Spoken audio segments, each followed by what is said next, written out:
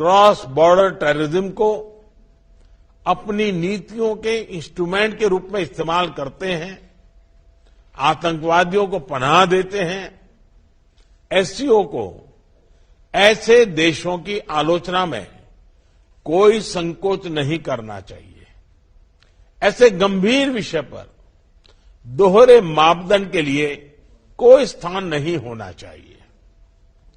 Terror financing से निपटने के लिए हमें भी आपसी सहयोग बढ़ाना चाहिए। इसमें एससीओ के रेड्स मैकेनिज्म की महत्वपूर्ण भूमिका रही है। हमारे देशों के युवाओं के बीच रेडिकलाइजेशन के फैलावे को रोकने के लिए भी हमें और सक्रिय रूप से कदम उठाने चाहिए। रेडिकलाइजेशन के विषय में आज जारी की जा रही ज्वाइंट स्टेटमेंट हमारी साझा प्रतिबद्धता का प्रतीक है। एक्सेलेंसी, अफगानिस्तान की स्थिति का हम सभी की सुरक्षा पर सीधा प्रभाव पड़ा है।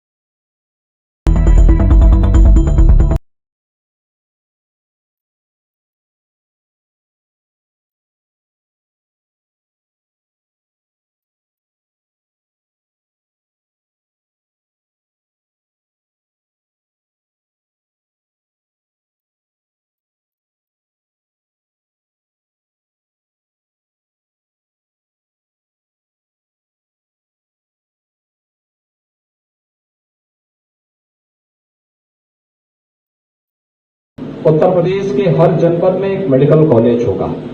ये चीजें दिखाती है कि सरकार की प्रतिबद्धता और आम जनमानस के प्रति, एक गरीब के प्रति उसकी संवेदना स्वास्थ्य सेवाओं में व्यापक परिवर्तन ला सकता है और किसी भी सभ्य समाज के लिए अच्छी और सुसंस्कृत शिक्षा के साथ साथ अच्छी स्वास्थ्य सुविधा और सुरक्षा का बेहतर माहौल उस समाज को आगे बढ़ने का एक अवसर प्रदान करता है।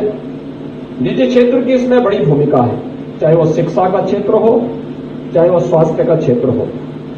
जब सरकार और निजी क्षेत्र मिलकर के कार्य करते हैं तो उसके परिणाम सामने आते हैं। और मुझे अच्छा लगा, न्यू आनंद सुपर स्पेशलिटी हॉस्पिटल में 15 बेडेड आईसीयू की सुविधा दी गई है। अक्सर होता था जब व्यक्ति किसी गंभीर बीमारी की चपेट में आता था और उसके सामने कभी कभी जीवन का संकट खड़ा होने लगता था, आईसीयू की कमी हमें सिटी के अंदर महसूस होती थी। लेकिन इस न्यू आनंद सुपर स्पेशलिटी हॉस्पिटल में यह सुविधा उपलब्ध होगी।